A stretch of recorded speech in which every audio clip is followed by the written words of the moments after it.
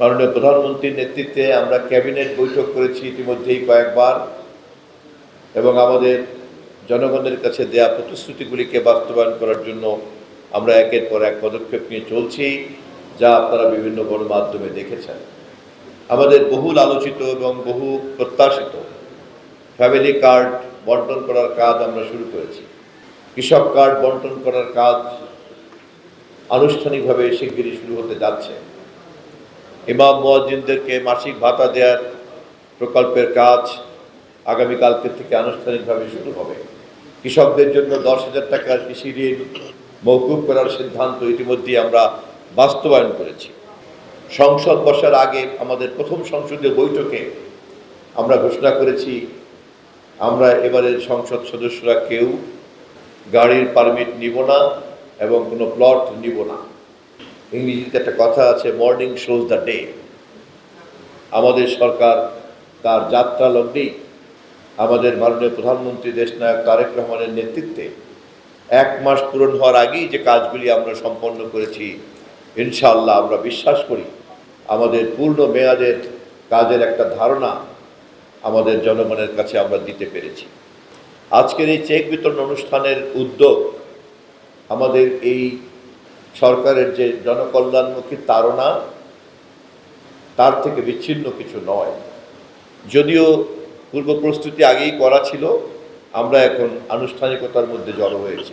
Lily ultra soft serum gel, যা গভীর থেকে স্কিনে দেয় 3 গুণ সিরাম হাইড্রেশন। সিরাম জেল হাইড্রেশনে ব্রাইট থাকো সব সিজনে। কিন্তু আমরা সাংবাদিক কল্যাণ ট্রাস্টকে ধীরে ধীরে আরও অনেক বেশি মানবিক দায়িত্ব পালন করার জন্য তার ক্ষমতা এবং তার সুযোগ দানের পরিধিকে আমরা আরও বৃদ্ধি লাভ করব। আমি এই কল্যাণ ট্রাস্টের চেয়ারম্যানের দায়িত্বে আছি পদাধিকার বলে, এবং ব্যবস্থাপনা পরিচালক মহাপরিচালকের দায়িত্বে আজকের সভাপতি আছেন। আধুনিক সভ্যতাতে গণমাধ্যম একটি অনিবার্য অনুষঙ্গ। গণমাধ্যম ছাড়া আধুনিক জগতের সভ্যতা চর্চা করা যায় না। রাষ্ট্রের মালিক যেহেতু জনগণ, সমাজ যেহেতু তৈরি করে জনগণ, সেখানে রাষ্ট্র এবং সমাজের সকল ধরনের তৎপরতাকে মানুষের সামনে আয়নার মতো তুলে ধরার দায়িত্বই হচ্ছে গণমাধ্যমের কাজ। গণমাধ্যম ছাড়া রাষ্ট্র এবং সমাজ অন্ধকারে নিপতিত থাকবে।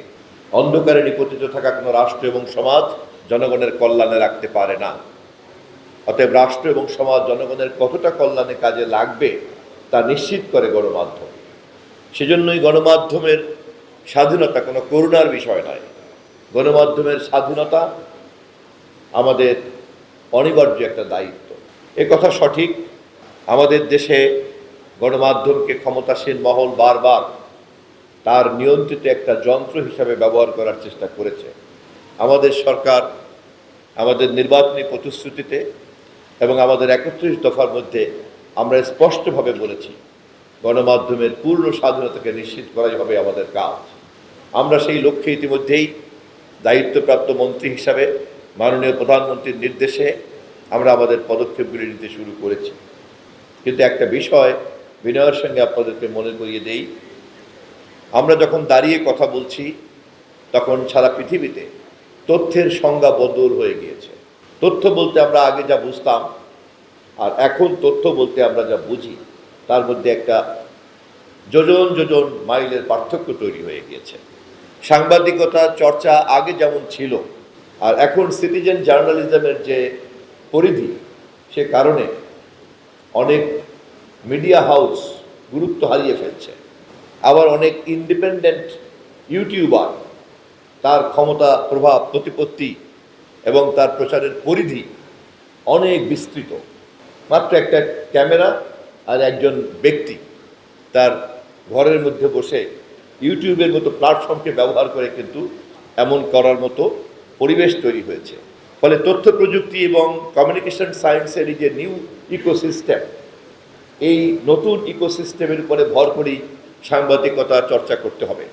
এবং সরকার যদি গণমাধ্যমকে স্বাধীন, সক্রিয় এবং দায়িত্বশীল করতে চায়, তাহলে সরকারকে এই ইকোসিস্টেমের সঙ্গেই সময় উপযোগীভাবে গণমাধ্যমকে ঢেলে সাজাতে হবে।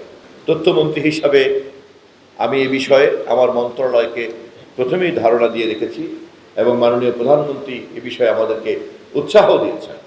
আমরা বাংলাদেশের গণমাধ্যম সংস্কৃতিকে ঢেলে সাজিয়ে সময় উপযোগী হিসাবে নতুন করে দাঁড় করতে চাই। আমাদের বিশ্বাস এই কাজটা যদি আমরা সম্পন্ন করতে পারি, আমাদের রাষ্ট্রের সকল নাগরিক গণমাধ্যমের কাছ থেকে তথ্যের একটা অবাধ সেবা তারা নিরবিচ্ছিন্নভাবে পাবেন এবং এই সেবা দেওয়ার ক্ষেত্রে অপতথ্যের হাত থেকে তাদের সুরক্ষা দেওয়ার দায়িত্ব আমাদেরকে পালন করতে হবে। সে কারণে একদিকে যেমন তথ্যের অবাধ প্রবাহকে নিশ্চিত করা হবে, আর একদিকে ফ্যাক্ট চেকিংয়ের মাধ্যমে অপতথ্যের হাত থেকেও তাদেরকে রক্ষা করতে হবে। এবং এই দুইটা কাজই আমাকে করতে হবে প্রযুক্তির উপরে ভর করে। এবং সে কারণেই প্রযুক্তি নির্ভর যে গণমাধ্যম বা সাংবাদিকতা, সে তার মধ্যে আমাদেরকে প্রবেশ করতে হচ্ছে। আমি আপনাদের সকলের সহযোগিতা চাই যাতে আমরা আমাদের এই কাজটা যত দ্রুত সম্ভব পরিকল্পিতভাবে হাজির করতে পারি। Lily ultra soft serum gel, যা গভীর থেকে স্কিনে দেয় 3 গুণ সিরাম হাইড্রেশন। সিরাম জেল হাইড্রেশনে ব্রাইট থাকো সব সিজনে।